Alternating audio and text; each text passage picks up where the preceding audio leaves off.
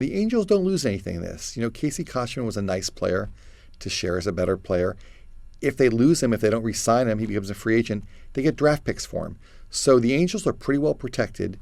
They need to add another big bat to their lineup. They have a great pitching staff.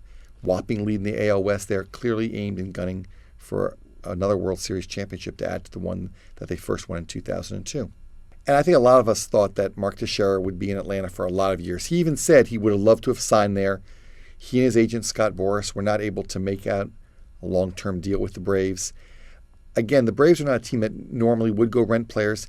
Don't forget now, they have a new general manager there, Frank Wren, so maybe a change of philosophies and what they had over the years when they had John Schuerholz. But again, the Braves traded a lot to get him from Texas last July 31st, 5 prospects. Now they end up getting Casey Kotchman and a minor league pitcher. Not a whole lot that they've gotten to show for the Mark Teixeira deal. Ivan Rodriguez will help the Yankees pitching staff.